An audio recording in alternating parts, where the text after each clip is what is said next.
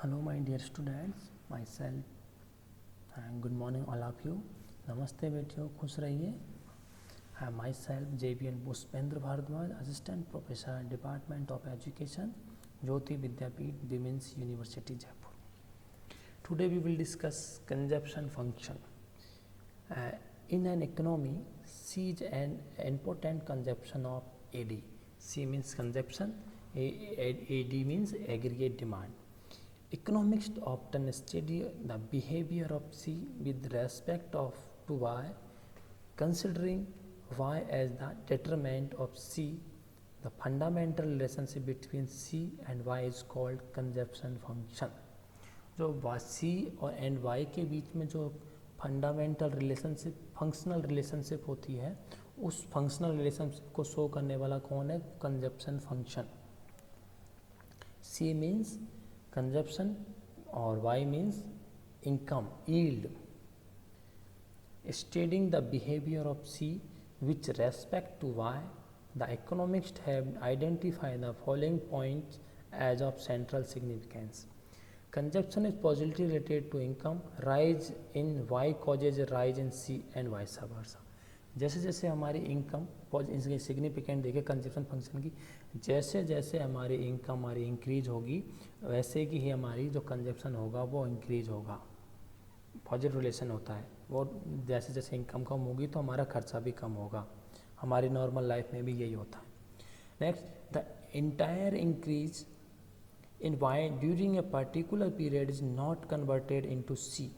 A part of it is saving as well, so that the rate of which C increase often lags behind the rate of Y which Y increase. कुछ समय के बाद एक entire increase होने के बाद उसके बाद जैसे जैसे हमारी और इनकम बढ़ती जाती है तो कंजप्शन भी हम उसके अकॉर्डिंग इंक्रीज नहीं होता है, क्योंकि हम धीरे धीरे हमारी सेविंग्स इंक्रीज होने लग जाती है, सेविंग करने लग जाते हैं. फिर इस वजह से जैसे जैसे इनकम बढ़ेगी उस तरीके से हमारी कंजप्शन नहीं बढ़ेगा. Now next is there is always some minimum level of C even when Y equal to 0. This is called autonomous consumption. Autonomous consumption this lead to negative saving. A minimum consumption always required for survival no matter what the level of Y is. हमारी income कुछ भी ना हो, बिल्कुल zero income होने की स्थिति में भी हम कुछ ना कुछ कंजप्शन करेंगे. आप लोगों ने रोड पे देखा होगा, वो भीख मांगते हैं. अगर एक दिन का खर्चा नहीं चला फिर भी उन्हें कुछ ना कुछ खाने के लिए अपनी कुछ सेविंग्स होंगी, वो जैसे तैसे काम चलाना पड़ेगा. इनकम बिल्कुल हमारी अगर जीरो है एक दिन उस दिन की, तो हमें उस दिन तो आज जैसे कि मैं हूँ, मैं काम पे आया, मैं कहीं काम करने गया तो मुझे एक दिन के 1000 रुपये मिले. 1000 रुपये मिले तो 1000 रुपये मिलने के बाद मैंने दूसरे दिन काम पे गया तो उस दिन मेरी इनकम कुछ नहीं थी, कोई काम नहीं मिला मेरे को. तो दूसरे दिन अगर मेरे को अपने नीड्स को फुलफ़िल करना है तो मुझे कंजप्शन कहाँ से करना पड़ेगा? मेरी सेविंग्स में से. तो इनकम जीरो होने की स्थिति में भी हमें हमारी नीड्स होती है तो उनको फुलफ़िल करना पड़ेगा कहीं ना कहीं से. इनकम ये कोई मैटर नहीं करता है कि इनकम जीरो है कि ज़्यादा है कि कम है, इससे कोई मैटर नहीं है. इनकम बस इतनी होनी चाहिए. कंजप्शन फिर भी होगा, जीरो होने की स्थिति में कंजप्शन होगा ही होगा, खर्चा होगा ही होगा. ओके बच्चों, समझ में आया? मैं इसको बात करूँ कंजप्शन फंक्शन एक टेबुलर प्रेजेंटेशन. अगर एक टेबल में प्रेजेंट करें Y 0, 50, 100 और 150, C 20, 60, 100 और 140. Table number 2, 20 is the minimum level of consumption. This is the level of C even when Y is 0. हमारी इनकम मिनिमम कंजप्शन कितना है? 20. और जब उस टाइम हमारी इनकम कितनी है? 0. आप ई नोट्स मिलेंगे तब आपको सब समझ में आएगा. वीडियो यूट्यूब पे वीडियो वगैरह सब देखेंगे तब और ज़्यादा अच्छे से समझ में आएगा. C rises in response to a rise in Y so that C is positively related to Y. C जैसे जैसे बढ़ रहा है उसी तरीके से हमारी इनकम भी बढ़ रही, दोनों के बीच में पॉजिटिव रिलेशन होगा. ओके देखो 50 है तो 60 हो गया वो. 100 हमारी इनकम 100 थी तो 140 100 हो गया वो. 150 इनकम हुई तो 140 हो गई consumption. The rate at which C increase lag behind the rate at which Y increase. Thus while y increase each time by 50, c increase by only 40। मैं बात करूँ जैसे जैसे कि इनकम एक टाइम तक बढ़ती जाएगी उसी तरीके से y एकदम के बड़े y भी इनकम जैसे बढ़ती जाएगी उसी तरीके से c गिरता चला जाएगा, क्योंकि सेविंग्स का पार्ट होने लग जाएगा। इसका डायग्रामेटिक प्रेजेंटेशन देखें। देखो y बिल्कुल 0 से शुरू हो रहा है और c शुरू हो रहा है 20 से, 20 फिर 60 हुआ, फिर हुआ 100, 100 पे दोनों इक्वल हो गए, equal means 0, sorry equal means equal, दोनों इक्वल हो गए मीन्स हमारी y सेविंग कुछ भी नहीं है। अब यहाँ से इनकम जैसे बढ़ेगी उसी तरीके से हमारा कंजप्शन होगा वो कम होता चला जाएगा, ठीक है, तो हमारी सेविंग्स होने लग जाएंगी। अभी बात ये थी। Now slope of C lines needs some elaboration. It refers to the rate of which C increase in response to give increase in Y. It indicates the proportion of additional income that goes to consumption. This is measured as the ratio between C, delta C and delta Y.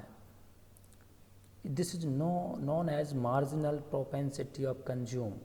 जो y और c के बीच में अगर relationship देखेंगे हम delta y और delta c के बीच में, तो रिलेशनशिप जो उसको शो करेगा उसको कहेंगे marginal propensity of to consume, MPC। तो MPC equal to delta c upon delta y। तो c हमेशा बढ़ रहा है 40 से, 40 बढ़ रहा है इसमें, और y हमारी 50 से बढ़ रही है। इट मीन्स MPC कितनी है, 0.8। Economic also estimate APC, average propensity to consume, as the ratio between total consumption and total income. APC equal to C upon Y. In the constant of C function, the slope of C line is indicate not Y APC but the MPC. जो C होता है consumption वो MPC के द्वारा show किया जाता है। जो MPC होता है वो कंजप्शन को शो करता है, जो स्लॉप होता है कंजप्शन का उसको MPC शो करता है। The emphasize the difference between APC in the ratio between total consumption total income. MPC delta C upon delta Y is the ratio between change in consumption change in income. क्योंकि जो consumption है वो average propensity to consume, उसका consumption का slope नहीं होता है, consumption की ढलान नहीं होती है। क्यों नहीं होती है? क्योंकि जो APC है वो कंजप्शन और इनकम के बीच में हमारे रिलेशनशिप को शो करती है, जबकि MPC है मार्जिनल प्रोपेंसिटी टू कंज्यूम। तो ये MPC है, ये रिलेशनशिप जो करती है जो इनकम कंजप्शन में कितना चेंज हो रहा है उसके बीच में और वाई इनकम के बीच में कितना चेंजेज हो रहा है उसके बीच में, delta C upon delta Y. Delta का मतलब होता है change in consumption, change in income या चेंज इन जो भी है चेंज इन होता है उसका मतलब। This indicate the slope of consumption function. इसलिए जो MPC होता है वो slope of function consumption function को जो स्लॉप होता है वो MPC ही होता है। जो C का फंक्शन है, C का जो स्लॉप होगा वो MPC होगा। ओके बच्चों, समझ में आया? नाउ एल्जेब्रिक प्रेजेंटेशन, अगर इसका अगर हम वो गणितीय रूप से अगर वो करें फॉर्मूले के रूप में, algebraic consumption function may be expressed as in the following equation: C equal to C plus by C dash. In this equation refer to the minimum level of consumption. It is the value of consumption when y equal to 0. The parameter v refers to the rate of which C increase in response to an increase y. It is delta C upon delta y.